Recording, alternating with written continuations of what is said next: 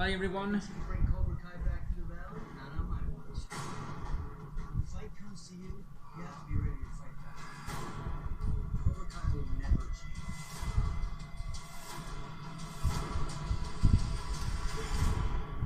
This guy was ass you kid. If you want to get technical, I kicked his face.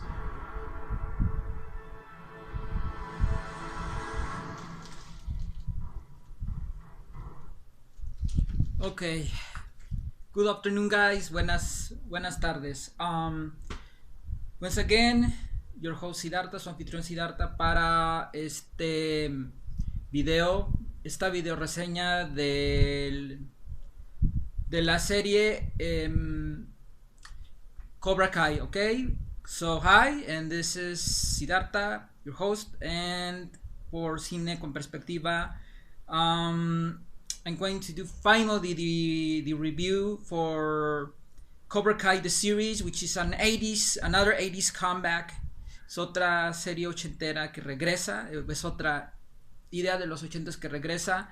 La dejo de fondo para que sea un poco más ilustrativa, un poquito más interesante. Ok, pero este es el fondo. Si no lo saben, por X, Y o Z, el Karate Kid es definitivamente, pues, el complemento de esta serie, porque están relacionadas, están vinculadas. Si tienen que ver las tres películas que definitivamente conforman esta historia, tal vez no necesariamente, porque la serie se explica a sí misma, explica mucho del trasfondo de la historia que hay con los personajes, sobre todo de pues Daniel LaRusso y Johnny Lawrence, que vemos aquí en el fondo. No necesariamente tienen que ver las tres películas que conforman esta trama, esta historia.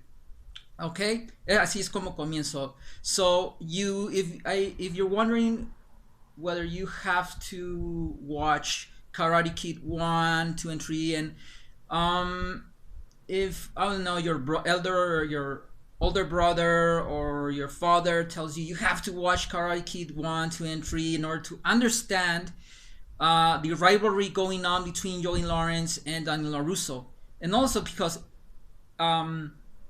if maybe some of your friends tell you, hey, have you seen Cobra Kai? It's a cool series. It's really awesome. You have to watch it. It's really badass. Yeah, you have to watch Cobra Kai. If you ask yourself, you have to watch the Karate Kid 1, 2, and 3. Maybe, perhaps. If so, you don't necessarily have to watch it. It really explains itself on its own. Okay. So we are already watching some of the scenes on the background. These are the scenes from the Karate Kid 1. But the series is very self-explicatory. Yes, it explains on its own what do we call it? The mythology. Okay, this series I really like. Now I'm going straight forward. I love the series. It rocks. It rocks this saga. It really rocks the saga. Really, it spins the saga of the Karate Kid really well. It just really rocks. It really goes round and round and round. I think karma does exist, because this series really, I mean, for Johnny, it's karma. Okay, it's a really good way to explain to you, but it does. Karma makes sense in this series, and karma gets back. Karma's a bitch. And it really hunts you down and bites your ass right back at you. Just like they say, when you spit, You spit to the heavens, you spit to the sky, the spit's gonna come back right back at your face. And splittity splat. And I really like the way this is how it begins. This is how it begins. This is the first scene you get to see, and this is how they surprise you. It's a very interesting premise, the way they started. I was really afraid they were going to go too much into it. I was really worried whether they could have a really good angle with the premise of doing this concept from the point of view of Johnny Lawrence, but I see how. And I really like the way they spin this premise again and again and again all throughout the series. You really see this guy you really see what happened to this guy. We really catch up with him. We really rekindle with the Johnny Lawrence character. We really empathize with the Johnny Lawrence character. Really get to see his pain. He hasn't had any good luck charms at all. We get to see the contrast compared with Daniel LaRusso, who had some kind of relief because he had Mr. Miyagi. Okay, and mostly now this is centered and focused on Johnny Lawrence's character and seeing what he goes through. But aside from that, we get to see Daniel LaRusso and catch up with how Daniel LaRusso is. This series does answer some questions like whether Daniel LaRusso ended up being a forever alone guy. Does he end up with someone, getting married, having kids? Yes, he has kids, he has a wife. And that life of his, of Daniel LaRusso's, gets involved in this series. We get to see Daniel LaRusso is like practically every average man with a family, having to deal with the family life, the job, and all that, having the usual things that modern fathers go through with their teenage sons and daughters and all that, and millennials issues and generational issues back and forth between fathers who are in their like 40s, 50s kind of thing, and going back and forth with issues with the millennials, because millennials nowadays, were they're into iPads, cell phones, and all that those kind of issues happen here. But I like the way the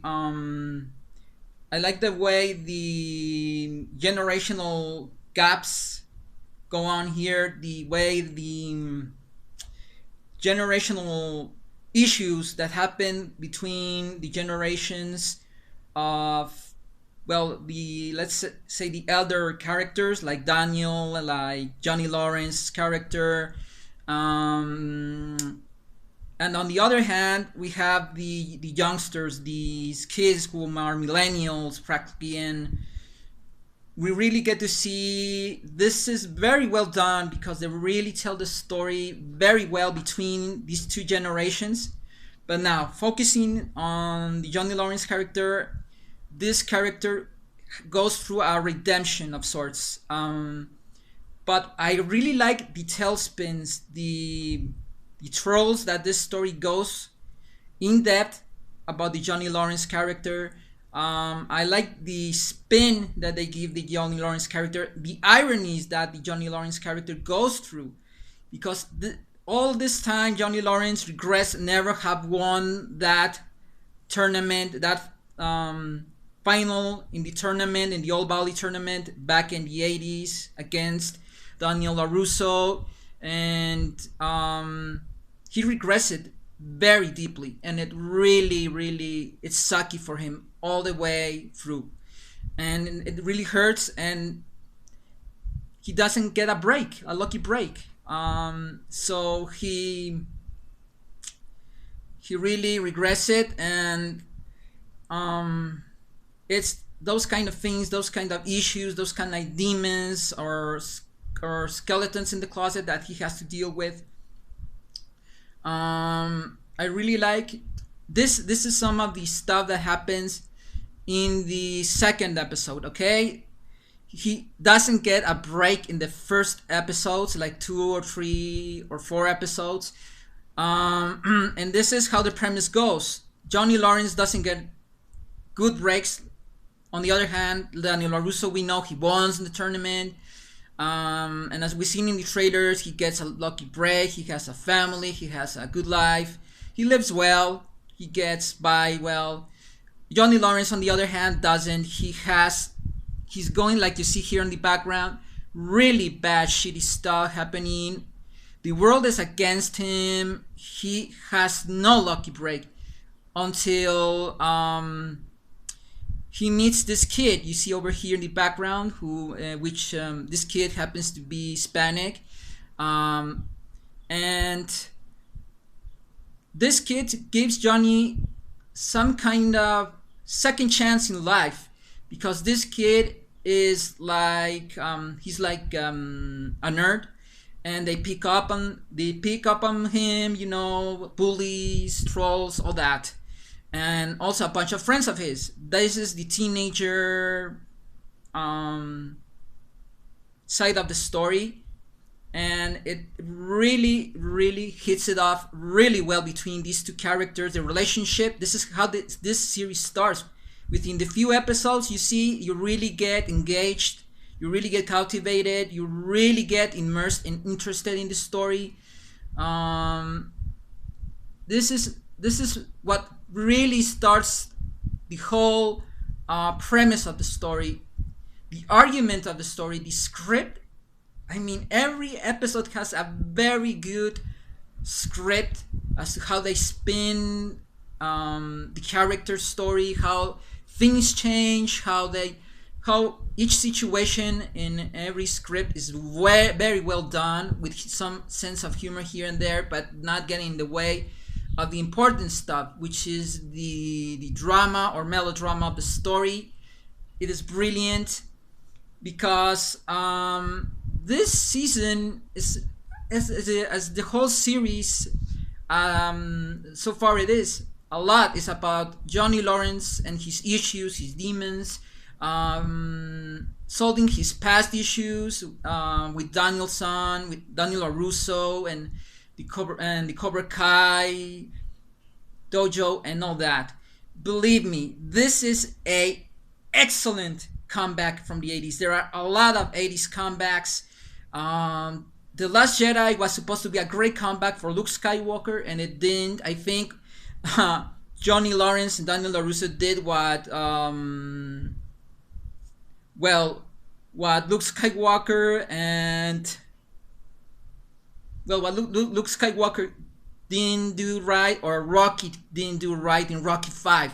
What didn't go right in Rocky 5 or in The Last Jedi happens so well and better in this 80s comic. Best 80s comeback I've seen, and there are very few great 80s comebacks. Maybe Indy qualifies as that. Star Wars more or so far, but really so far so good. Excellent series. The scripts for every single episode are brilliant. Really, they nailed it. Every character, you get invested into them. You really get very interested about the characters, not only the elderly characters, let's call them that, which are Johnny Lawrence, the center character, the very center of the story and the series, and Daniel Russo, who of course is part of Johnny's history. So he's there, and of course there have to be issues to be solved in it. We'll see throughout the series how each situation of each episode figures out what about these issues. Okay, so there are already 15 minutes, but it's very passionate to talk about the Cobra Kai.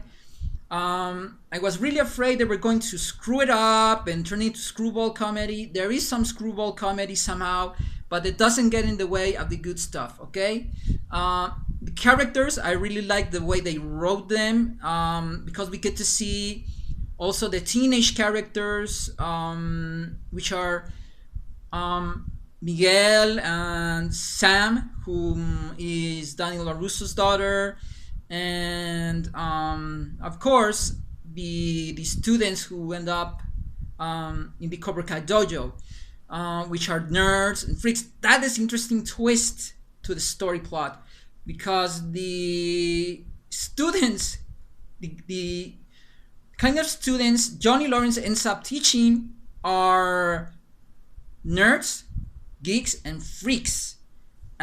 So it's interesting, and you get to see the past of Johnny Lawrence's character, understand what on earth made him be interested in Cobra Kai in the first place. We get to see his past, we get to understand much more, and we really, I mean, that video in which Johnny, the case that Johnny is the true Karate Kid, I don't know. But I think in this series, he's the Karate Kid. Johnny Lawrence is the Karate Kid, or the Karate Man, if you want to call it that. Okay, but I really like the ironies. There are ironies in the final episodes. You are going to be mind blown. And the final scene of the series is mind blowing. Very sinister character comes back from the past. And when you see this guy, you're going to understand it. Also, these references from Mr. Miyagi, Ellie, I think the name of the girl is, played by Elizabeth Shue. I believe Elizabeth Shue should be in the second season, because she is very referenced throughout, not every episode, but every one and so episode, especially the last few episodes. And I really like the scenes between Johnny and Daniel, in which they really have to finally talk civilized and really understand each other deeply. I think that was a spoiler, sorry. But it's actually too late for no spoiler videos. Right now they're spoilerish, so I'm sorry. 17 minutes, man, but the heck's my channel, and it's really passionate to talk about Cobra Kai, because I'm very hyped, very happy, very satisfied with the final product, which Cobra Kai ends up being. You can see in the background, here's Johnny Lawrence with an elderly man. You get to understand this makes a whole lot more sense to the Johnny Lawrence story. I really surprised in how they turned the angles, how we changed the perspective about Johnny Lawrence, that we really get to see more. There's more to meets the eye than we saw in the original 3, or better said, just the first Karate Kid movie, in which you only saw this character only in the first one. It makes a whole more sense. It has references about the Karate Kid mythos, which is Karate Kid 1, Mr. Miyagi, Ellie the girlfriend, all that happened between Daniel and Johnny Lawrence, and they really do a homage to Mr. Miyagi. I mean, you're even going to know Mr. Miyagi's full name, like in the 4th or 5th episode, I think it is, when we see Daniel LaRusso grieving the death of Mr. Miyagi, and getting to know a little bit the story of Mr. Miyagi. I don't want to spoil anything anymore, but I think you're going to love it. It's a beautiful homage for those who grew up with the Karate Kid, like I did, and understanding the moral of the story. Cobra Kai is definitely not of that, okay? It sticks to a moral, it sticks with really good moral issues, which is the bottom line of this story. It really expands on the story arc between Johnny Lawrence and Daniel LaRusso, like you see here. There are issues going back and forth.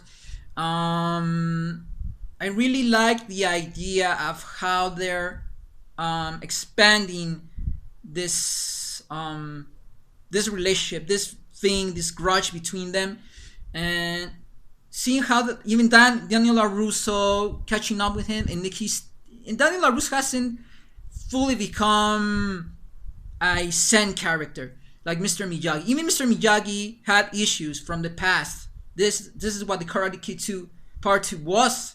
He had issues that were about him and his old friend Sato back in Okinawa, and his father and his loved one, right? So now this is also another crazy part, which will be constantly referred to, and we will get to see a very interesting, curious tailspin, ¿ok? Miren, ok, me he volado hablando de Cobra Kai, pero es que en sí, miren, a grosso modo les digo, los que crecieron con el Karate Kid 1, 2 y 3, les va a encantar, les va a fascinar cómo, pues cómo expandieron esa historia, esas rencillas, esa vieja enemistad entre Danielson y Johnny Lawrence. Pueden ver aquí una constante de la trama de esta temporada, que creo que va a seguir porque entiendes que esta es la esencia, esta es la premisa de la película. El personaje de Johnny Lawrence no le va nada bien. Nos plantean desde un principio bien la historia, de una manera más humanizar a Johnny Lawrence, ver más allá de solo la primera capa, como en la primera película de Karate Kid, que es la única en la que lo vimos, y un poquito nada más en la 2. Así que vamos a entender muy bien a Johnny Lawrence desde el principio. Nos sentimos lástima por el pobre tipo. Y desde ese principio vemos que no le va bien, nada le sale bien, todo el mundo está contra él. Hay prejuicios por la cuestión de ser del Cobra Kai. Esa escena es una de ellas. Y esto va a tener mucho que ver con la serie. Esto que ven en el trasfondo, aquí en el fondo, tiene mucho que ver con lo que hay a través de la temporada.